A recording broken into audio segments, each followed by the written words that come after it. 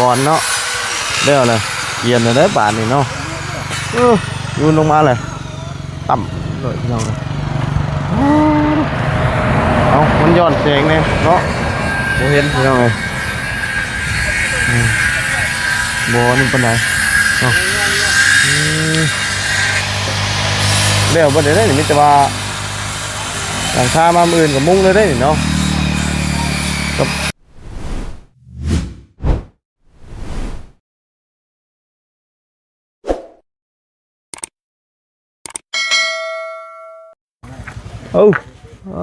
ตู้ได้แล้วบาทนี่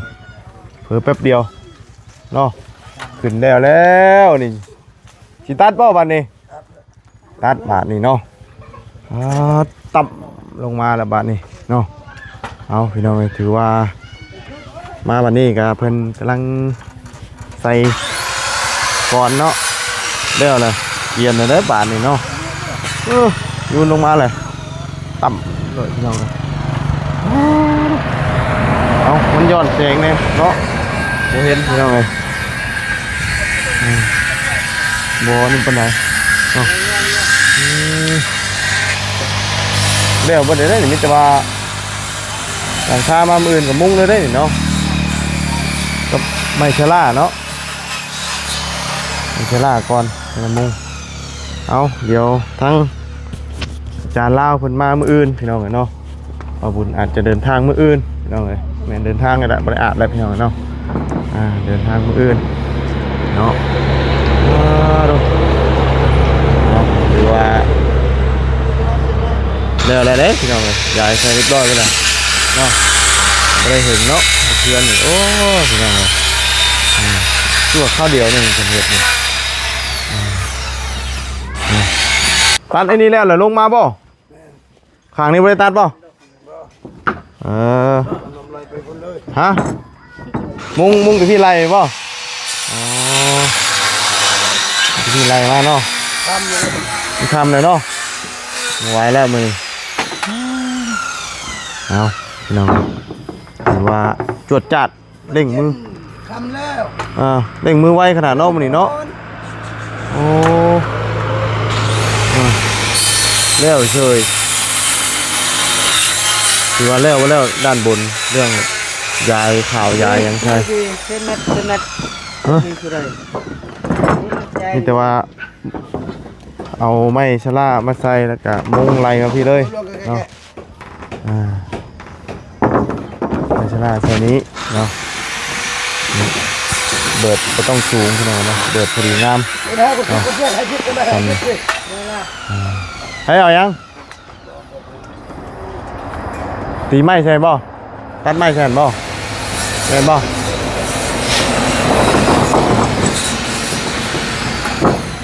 นี้เพิ่นว่าสิมา6 คนพุ่นเด้เนาะมาลุ่มเพิ่นว่าได้บ่เราไม่ปูแป้นปูยังเนาะถือว่าบ่โดนบ่นานพี่น้องเนาะเฮือนใจดีนี่สิแล้วเลยเนาะตัดทั้งนั้นแล้วก็ลงแล้วบัดนี้เนาะเดี๋ยวสรุปได้จักแผ่นพี่น้องเนาะเราคำนวณได้เนาะเอาไม้ตัวนี้ขึ้นมาใส่อีกบ่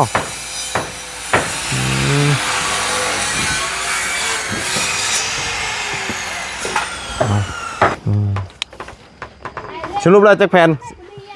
8พอดีป่ะ8 แผ่นพอดีเนาะ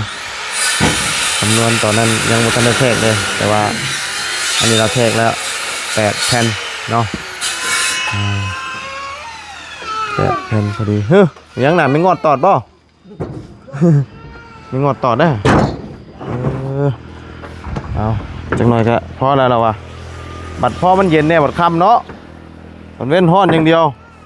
โอ้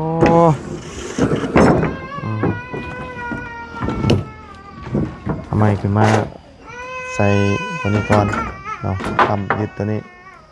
ให้มันอ่อนเนาะตัวกลางนี่ตัวนี้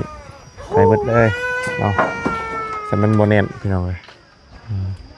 ยึดไปเลยเนาะเลยได้หนึ่งใส่ไปเลยได้หนึ่งเนาะ1 2 3 4 5โตเนาะ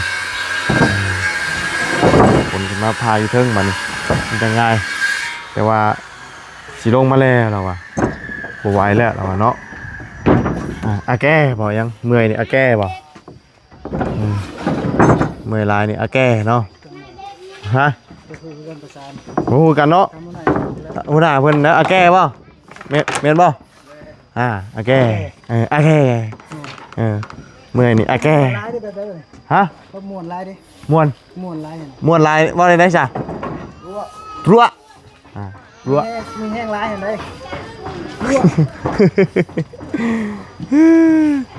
โดยอันนี้เขาใส่เบิดได้เลยเนาะหาตัวเนาะ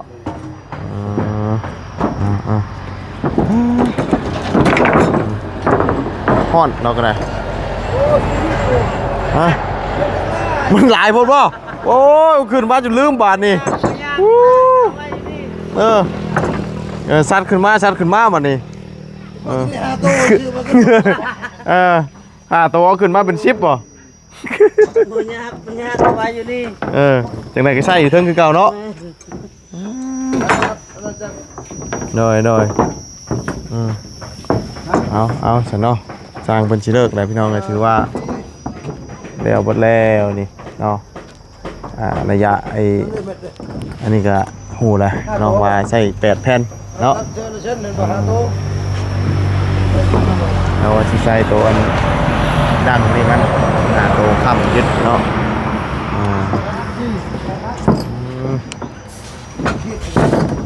คิดแค่มาลูกจะบ้าจะคิดเลยใช้แล้วก่อนบ่จังเมื่อทำแล้วมื้อนี้เลยบ่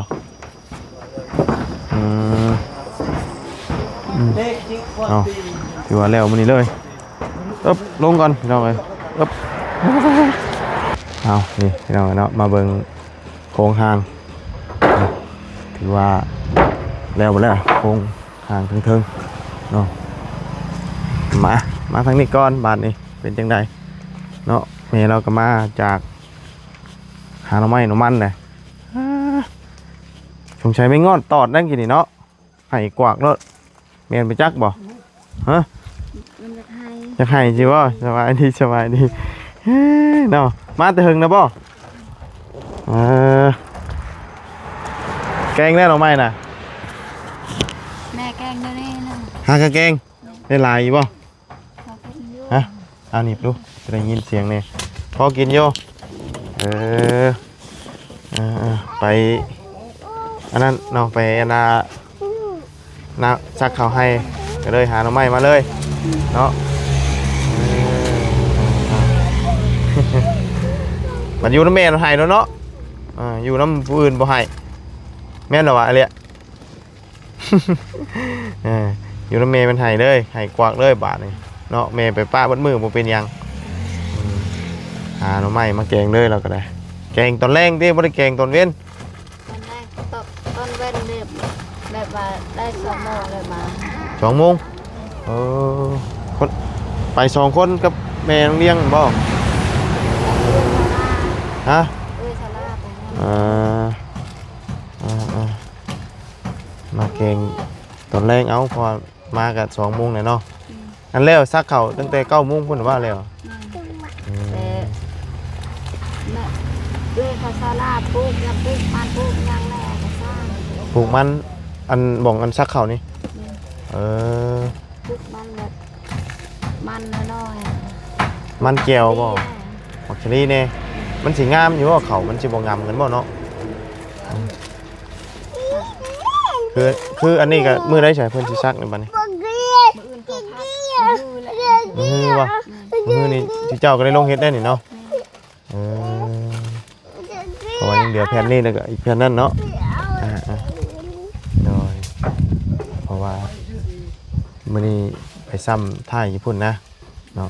หลังจากแล้วก็ไปหาหน่อไม้หน่อมันมาไว้เกงไว้บ่เพิ่นเฮ็ดนี่ไว้บ่ขนาดว่านี่เพิ่นบ่ได้มาเลยนี่เนาะมามื้อนี้เพิ่นขึ้นเทิงๆแล้วเลยเนาะถือว่าข้าวเดียวพี่น้องเอ้ยบนบันไดแล้วอยู่ทางนั้นแล้วมีแต่มุ้งว่านี่เทิงๆน่ะจะมุ้งอย่างเดียวเนาะส่วนอันนี้ก็ข้างล่างบัดนี้ นี่คือมาเห็ดมื้อนี้เฉพาะข้างบนเนาะมื้ออื่นหรือว่ามื้อฮื้อบ่หรือว่าจังไดเนาะใช่สิได้ใส่แผ่นอลูซิ่งเนาะมื้ออื่นเพราะว่าอาจารย์ลาวเพิ่นสิเดินทางมาติดตามเมืองน้ำการพี่น้องเลยเนาะเป็นเพื่อนสีหยังเนาะสีหลังคามักสีหยังสีหลังคานี่ เป็นอย่างลังคา เอ้าแผ่นอันมุงอยู่นะสีหยังสีส้มนี่ผมมักสีส้มเอาเป็นได้คือมักสีส้ม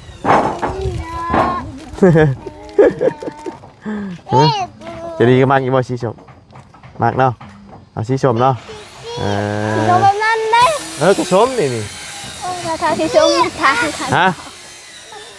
เอากระสีส้มแบบนี้ละสีส้มแบบนี้จ้ะก็คือ มันก็ได้ที่ชมเลย ฮะเอาก็ทางสีเราสิมีแต่สีส้มแบบนี้มันบ่มีสีส้มอื่นนะเนาะเราให้ดิพาเราไปเลาะรถฉันเราให้ก็ได้อยากกินอยากกินแม่มเลยเนาะยังทั้งยาอยู่เราก็ได้ใหญ่ก็ยังทันได้ออกนมเนาะมีไปเนาะเป็นบ่ชื่อว่าลูกสาวว่ามันก็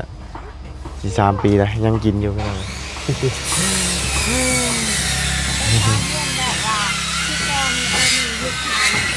ฮะสีไหน ที่ประตูมันบ่เอาสีนี่บ่ ถ้าเพื่อน ได้เป็นยังมักสีนี่เนาะสีไม้นี่เนาะสีประตูเนาะเป็นสีไม้แต่ว่าหลังคานี่เป็นสีชมเนาะนั่นแหละเนาะเลือกสีชมเพิ่นว่าเนาะสีชมพูนี่บ่เอาสีชมพูกับสีเหลืองแต่ว่าสังกะสีนี่มีได้สีเหลืองใช้ได้อยู่มันอยู่เทิงอยู่มันบ่ได้โชว์ปานใดสีเหลืองน่ะมันอยู่เทิงอยู่เลยฮะสีส้มเนาะสร้างเพิ่นก็เริ่มเก็บได้มื้อนี้เป็นเฮ็ดแล้วล่ะพุ่นเนาะคำเพิ่นมาวานนี่นั้นยังไวกว่านี้อันนี้ที่ทอเพิ่นบ่ได้มานี่บ่แล้วเมื่อวานนี้ละคำเพิ่นมาแต่วานยังหลายกว่านี้เพิ่นก็สิเราไม่เรายังไงนี่หาก็ได้จักมื้อเลยนี่ยกวันที่28เนาะ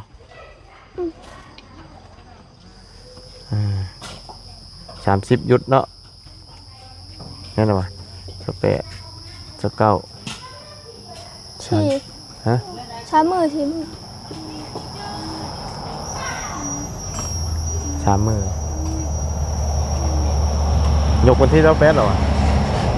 28 29 30หยุด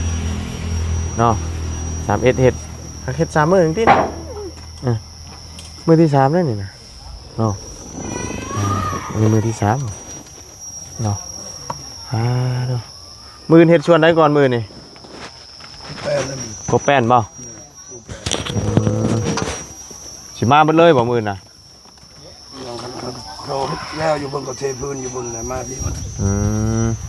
เขาเรียนอยู่บนเงินกวดเขาเรียนอยู่บนโดยแล้วเลยอยู่พุ่นยัง3บ่ทั้งเบิด6มาต่อพี่อีกวันนี้เนาะต่อพี่ทำกันเนาะเพราะว่าทางนี้มันจะไวกว่างานตัวนั้นอยู่แล้วงานใหม่ไวกว่างานปูนเนาะข้าวเดียวบ่เฮิงก็ได้ขึ้นอยู่เนาะโดนมานานจะได้นอนคนละห้องไปจะไม่ได้นอนแล้วแต่ว่าใกล้แบบพวงตีนใกล้กันนะเนาะนอนเตียงเดียวแล้วควงใส่กันบ่ได้นะบ่มีแล้วบัดนี้นอนของใครของมันเลย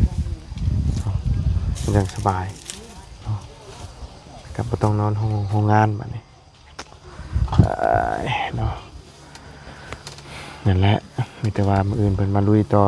เฮ็ดกบแป้นเนาะกบไม้แป้น ใบแป้นแล้วก็นี่แหละลงมา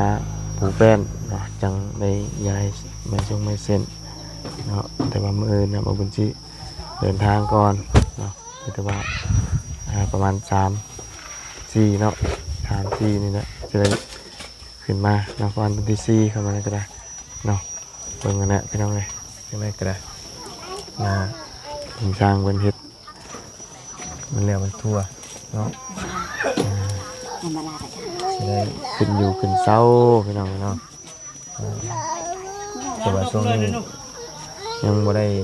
ตกปานใดฝนก็ได้ยังแดดอยู่ยังแดดจัดอยู่ช่วงนี้อ่อนแห้ง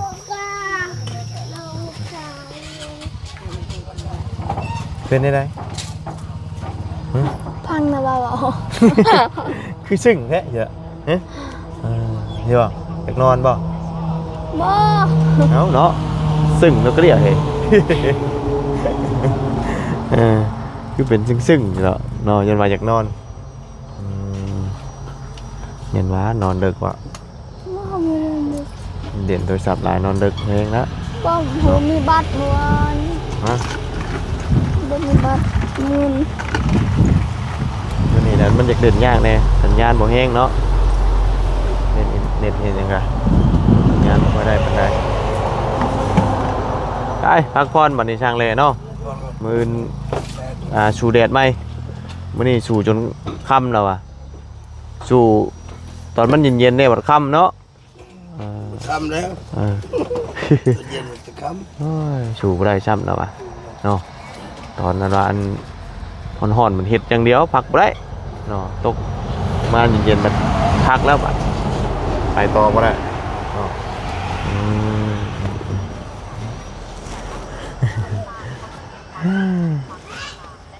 สีประตูนะมักสีประตูสีไม้อันทาเนาะนั่นแหละเพิ่งกันเนาะว่ามือ ำยังบ่ดักลงเนาะ วางลำบ่เอาไว้นี่ก็ได้เนาะเป็นยังเนาะแมลงเราจะได้เปิดฟังแอบเนาะเปิดจังซั่น เปิดหูช้ำหูเปิด เปิดเป็นบ่อยล่ะ โอ้ยก็ได้ ฮะ บ่แล้ว บ่เคยเปิดบ่ฟังลำสร้างเด้เนาะเวลาเอาบ่ได้ถ่ายคลิปเพิ่นก็เปิดฟังลำฟังเนาะบ่ยันให้ เป็นได้บ่อยากไปเล่นบ่ ไพ่นั่น ฮะ อันเราว่าตู้ไพ่นั่น ตู้ไฟ แม่เขาให้น่าอะไรว่าตู้ไพ่นั่น อันกินนี่เห็นบ่เอิ้นตู้ไฟบ่แม่ตู้ไพ่นะ อันกินนี่บ่ตู้ไฟ มันตีนะเอาเกย โอ้กัดบ่น่ะเบามันเนาะรู้จักแล้วปี2ปีแล้วเนาะกัดแม่อีกบาทนี่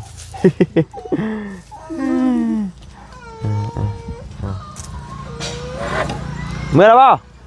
เอารถไฟตัวนี้ฮะ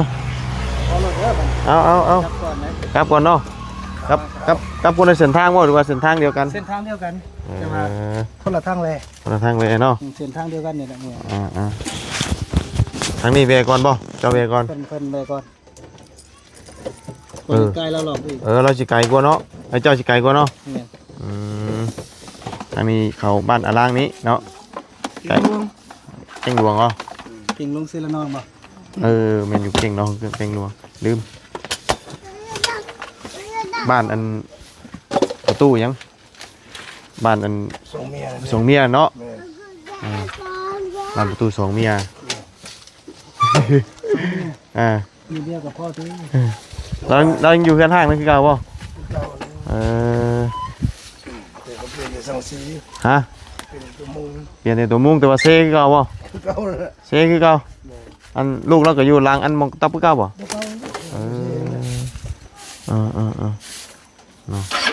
บ้านเราอยู่นะอันเป็นบ้านประตู2 เมีย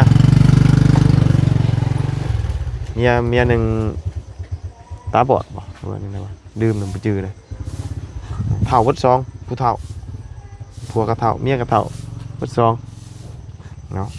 บ้านเอาบ้านนะ มันกินลวก บ่เรานี่บ่แม่นอันคนอยู่ในบ้านเรานะ เข้าไปที่นี่บ่แม่น บ้านแกงหลวง เอาเก่งดวงบ่แม่นบ้านน้องตูนาน เอาแกงหลวงในแกงหลวงนอกเนาะน้อยใหญ่นี่แหละ ที่ว่าเขาเข้าไปตอนนั้น เข้าไปเฮือนประตูเพิ่นเด้ ที่ว่าเรามีลูกชายคนนึง เมียเราก็2คนเฒ่าๆนะเอาเป็น2เนาะตัวก็เฒ่าเมียก็เฒ่า ลูกชายสันแล้วนะ แบบเดียวกันบ่แอบคือกันบ่จับคู่กันเนาะเป็นยังไง แบบเดียวกันเนาะ เนาะ ทำนี่แหละลูกสันแล้วนี่ จับคู่กันเนาะเป็นยังใส่กันเนาะ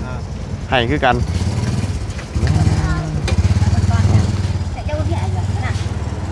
จับกล้องมา อ่านแบบเดียวกันบ่ตายคักบาทนี่เนาะอันนั้นชื่อยังลูกสเตลนะ ชื่อสีไส้ อันนี้เด้ ชื่อสีไส้ สีไซอันนี้ เด้ สีเลี้ยสีเลี้ยอันนี้เนาะอะไร แบบเดียวกันเนาะลักษณะแอบคือกัน สีเดียวทรงเดียวได้นะ มีแต่พายนะนี่กะพายอย่างเดียวคงไว้บ่ได้ คือ บ้านไหน บ้านใคร มันจะให้อะไรกันแอบอย่างเดียวเนาะ ผู้ใดจี้กล้องมาหาแม่นี่ให้รถ ไม่งอดตอดแล้วนะเนาะปงนึงก็แล้วแหละเนาะเป็นยังไงเขาไม่ได้เข้าไปเลยเขาอะไรเป็นที่เขา6-7 เดือนเลยไม่ได้หาเข้าเนาะยังเข้าแล้วว่าจะดี ยังไม่ได้กิน บ่หนึ่งนะเขา ยังไงนึงแล้ว หนึ่งนะต้มมีได้นี่เนาะต้มมีแล้วมิตรมีแล้วเนาะบ่าวมีขนมอยากกินบ่ขนม กินป่ะไปรถอยู่พี่น้องเลยไปเอาขนมก่อนขนมไข่เอาแจมใส่พี่น้องเลยเนาะเงินเราขักแล้วนี่พอละนี่ก็ได้พี่น้องเลยลมสมบูรณ์เลยนี่ เดี๋ยวไอ้กายเราเนี่ยอยู่ เอ้าอะไรอ่ะเอ้ยตามมาอยู่นี่ อยากกินขนมป่ะเอ้าขนมเข้าใจเด้อ ขนมไข่ เฮ้ยเอาให้แม่ ไปถึงเอาไม่อยากวะ ตอนผิดอะละอาย วะ ดูได้กันนี่ อายยังไปเนาะไปแล้วพวก เอ้ยลมเย็นแน่บาดนี่เนาะช่วงค่ำๆตอนเว้นนี่ห้อนขนาดอบเอ้าลมแรงมากกว่าลมโวยนี่นะเนาะถือว่าโอเคอยู่ช่วงแรงๆทีนะแต่ว่าตอนเว้นนี่โอ้ไม่ไหวแล้วพี่น้องเนาะไปตู้ชิเกงมาไหมดิเพื่อนนะ ไผ่ เมย์จะว่าเมตู้เจ้าชิเกงมาไหม คนได้ยินบ่าวะพ่อตู้ เมตู้ไอ้เบาพอตู้ อ้าวไม่ได้ยินแต่บอก เม ว่า ตู้ โดย ตู้แกงมาไหมเนาะน้องเราหามาเกงลมคักแทบบาดนี่เนาะตอนแรงมันนี่คำว่าคือตอนเว้นมันลมแบบนี้คือสิบห้อนเนาะเอาอีกบ่โดนบ่นานก็ได้เห็นรูปหางเงินสวยเงินงามของใจดีแล้วพี่น้องเนาะบ่โดนดอกเนาะแต่ว่ามื้ออื่นเพิ่นสิมาเบิดเลยเพิ่นว่ามาเล็ง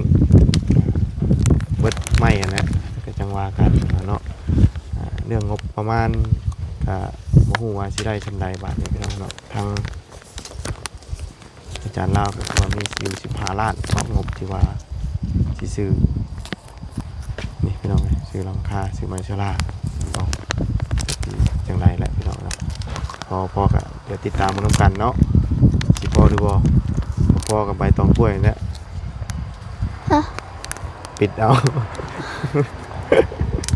เห็นได้สันเนาะเพราะว่ามันก็ปิ้ว